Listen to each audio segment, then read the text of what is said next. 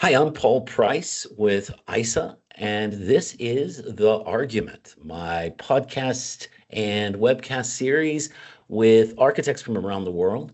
Today, we're going to be talking with Matt Downing about hybrid infrastructure. And I could probably go on for an hour on this podcast, but Matt, why don't you introduce yourself? I've been lucky enough to know you for a while, and you have to tell everybody about the cats. Okay, brilliant. Thanks, Paul. Matthew Downing here. The 30 plus years in technology, starting at university level, was doing chemical engineering, fell in love with technology when I got to do a whole lot of things like MATLAB and various programming languages to solve engineering problems. And over time, the techniques I learned there, plus problem solving techniques I learned in engineering, has really helped me drive a career through IT and technology, which has now ultimately led to me going that architect route. I didn't want to be a specialist in one particular area. I didn't want to be a developer. I didn't want to be a systems admin. I wanted to always play the whole enchilada, if you like. And by doing that, I felt like I had more connectivity with people. I got to understand the way process and business works, what the purse string holders care about, and more importantly, what customers care about, and how does technology enable that. So that's kind of, how my career has developed into architecture. What I've seen more recently, which has really been amazing, with the whole advent of cloud and the adoption of really hosted systems in different data centers, which is cloud, and then the evolution further into clever data models, clever networking. AI has come in really strong. All of those have just really feathered that cap around technology delivery and business value. I think that this hybrid course is probably a good timed course in terms of people have had a taste of cloud, good, the bad, the ugly. People have probably spent a fair bit of money on budget. People have probably experienced the whole shift of skills you need to do. And, all of these sort of things play into the dynamics of it. So I want to ask you a question, and this one I Sure. think is because we've spent all of our time on, public cloud versus old data centers, and I just think that is a very nearsighted question. Yeah. In 10 years, how many locations is a corporation going to be running compute? Well, it really depends on their customer model that they are trying to reach. So, if your market is distributed all over the show and you really want to reach them, and if it's really content intense, you may have quite a massively distributed network.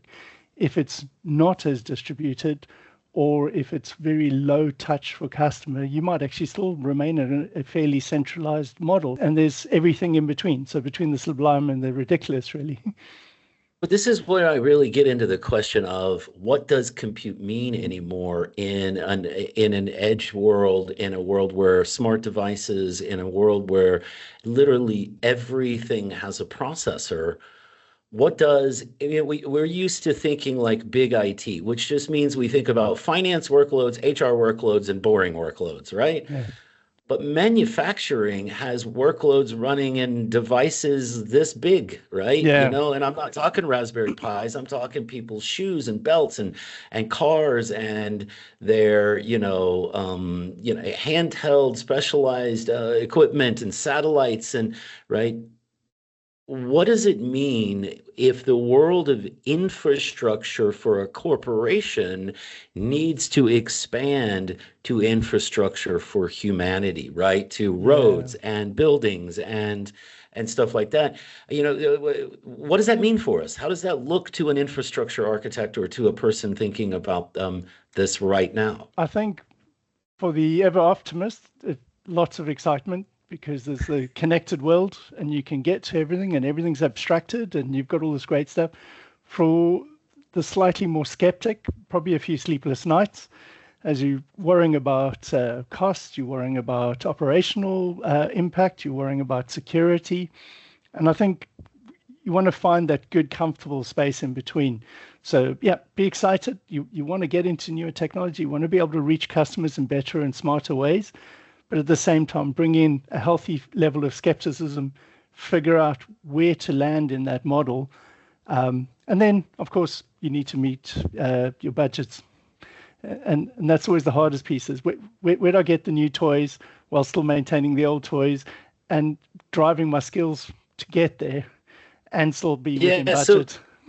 so we'll get to the pessimism soon. Let's get to the optimism first, right? So Sure. what are the new toys that we need to be thinking about? What are, right, if I'm scaling out my operations and data and support systems for the applications that my organization are going to need to compete in this world, what do I got to do? What's hot? I think so. A few things I'm seeing from anywhere from the fitness world through to even telecoms providers is sensory devices. It's IoT plus, if you like. You want to be able to service your customer and give them better experience, but proactively as opposed to just responsive to something. So, I'll give you an example. You're a broadband customer, 99, well, almost all the time. You're the one calling in saying, "Oh, it's down. I can't get back online." So, imagine if you had a broadband piece that has other connectivity and other sensors that recognizes that there's an issue in your area, creates some sort of ticket, encourages some sort of communication to you, whether it's to your phone or some other method, depending on all the devices you have, and resolves the problem for you in a succinct manner at a low cross point. That kind of thing is great. And then you can go to the more trendy stuff, your Fitbit type of idea, or not trying to sell Fitbit, but you get what I'm saying. Your fitness Yep. devices, you've got a lot of sensory pieces there. Now those are getting exponentially better, where they're tending more to health rather than obsession of looking at, how many sleeps did I have, how many steps I took. It's actually looking at, what's your actual energy consumption? What is your actionable impact on your body from a health perspective? Those are all developing significantly. Now, those you could then extend that into things like insurance. You can extend it into life cover, all of these sort of things. There could be drivers that will help you either get a discounted insurance or help you in a medical sense of balancing between getting a discounted insurance and having the right medical piece to cover you on both ends. That's an ever expanding universe, in my opinion. What do I use? What kinds of tools are good for capturing this? I mean, and how does that connect with, say, a more kind of an industrial scenario where you've got tractors or, other sensory data that isn't human, or maybe staff Oh, members that you're keeping track of or stuff like that? so I was just thinking in terms of just say take agriculture, if you like, especially extensive agriculture. You've got gigantic water systems, you've got all sorts of stuff there that's dealing with agriculture. Now, if you imagine if you have some sort of vision technology that's there, it's monitoring the health of your crop. It's also determining whether it needs to be watered at what time of the day, when does it need to be fed, when's best to harvest. And it's not to drive down the need for people, it's more to drive up the accuracy and predictability of your productivity of your farm. And that's an example. I think that ultimately the people are just coming up with such smart ideas to address Yeah. what sometimes might seem like trivial challenges. And I always weigh up the trade-off in my mind. I remember doing some work in the Middle East years ago, and we were trying to sell an accounting package, for argument's sake, and the key stakeholder I was dealing with said to me, "Well, I can hire 1,000 people for less than the accounting package, and they'll do a better job," from his opinion. So we ended up in fact, we had a good dinner and debated that about accuracy and all the rest of versus just feeding 1,000 people, and you've got to take it in balance. So let's get real though. What are the tools that hybrid infrastructure architects and operations and technologists are really interested in, that are forward looking enough, that are allowing us to start preparing our data centers and our operational plans to support this environment? So I think networking is at the heart of all connected devices. And if you layer on top of that, you're looking at integration points. How do all these fancy tools integrate to whatever your brain portion of your technology is? Where all the thinking gets done, where does all the reporting get done? How do you manage resources? All those aspects. So it could be CRM all the way through to, ERP type systems, the interaction point is your integration point. And there again, the choices are large, but the availability of different systems is fairly large. But the core piece to it is security, really, data management, compliances, and those are ever growing. Even the people aspect of it, who services these things? I mean, if you've got a whole load of connected devices out in the sticks, how do you make sure that you've got a trained engineer that can actually travel out there when things go wrong? I know it's not exactly tools, but there is such a plethora of those. Well, no, and it's actually just trying to, I mean, I think we want to be able to figure out how do I start getting ready for the world that's to come? Because Sure. I think that we're so overwhelmed with voices saying, "Oh, you're not going to need, IT or technical people anymore." And to me, it looks like we're going to need twice as many. Yeah. Um, And if you want to be a strategist in mind, and you want to think of short, medium, long term, and you want to think of how do I create something now that will bring some benefit now, maybe a lot of benefit mhm, depending on your model, but that it keeps the door open for future pieces. And again, to me, an integration model in your architecture is really important. Something that's got a future to it. And you may start off. I would always say start off small, elegant, succinct, if you like, in certain things, but think big where you might go. And don't be afraid to experiment. I mean, so that's why you start with small and things, so that you're not spending too much on it, and you guaranteed to fail a few times while you're learning, and while your right, teams are coming up to it. But once you've got that down pat, you then start looking at, well, actually, okay, I've got 10 use cases now because we've been experimenting and people have been thinking about it. People in the business have seen some value from that. These use cases start coming through, and then that will help you position a budget that will help you get to probably a better tool. So, you'd probably start with quite an open market type thing, Apogee or some other API type right, tool. And then later right. on, you might go, well, actually, our skill set's grown so much, we can actually create our own model for it, but something that's particular to our industry, which you then might actually market out to the industry ultimately. So there's that route. Or you could say, I still want to stay in the generic world and just build those integration models in a clever way that just repeatedly uses the generic piece rather than going too specific. And that's also, again, horses for courses. And we've seen pros and cons to that mindset for years, whether someone goes bespoke or whether they stay generic. And because even staying generic, you might find the tool gets deprecated. It's not What's uncommon.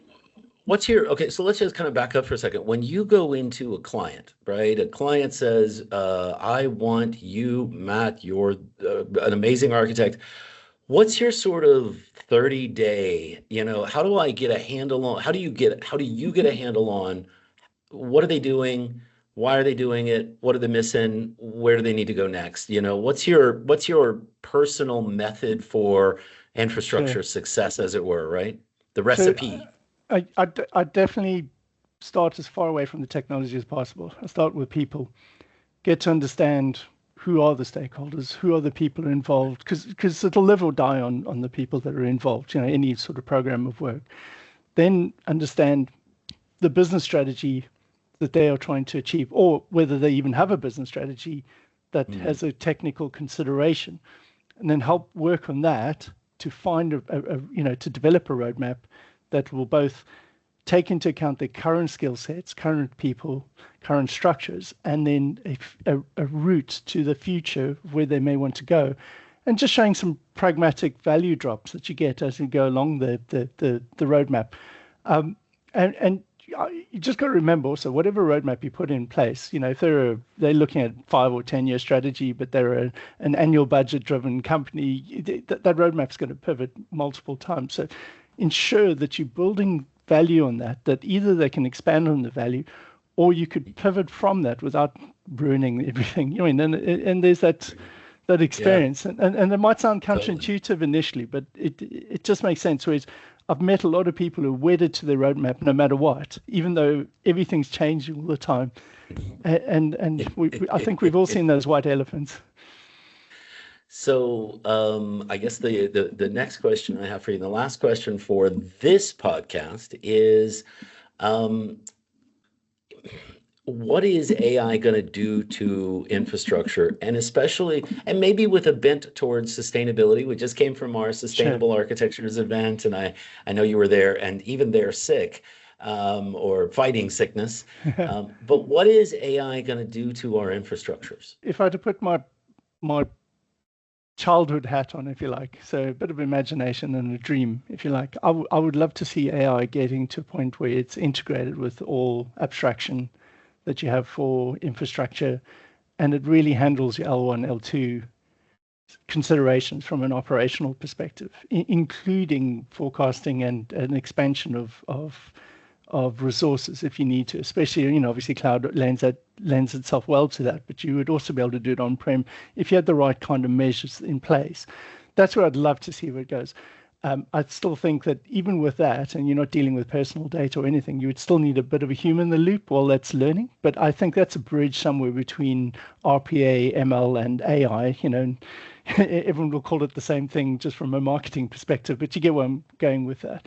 Yeah. I honestly think it'll be more involved in the innovation of how technology goes, whether it's higher density, smarter way of doing storage, intelligent networks beyond just a software-defined level, intelligent threat management.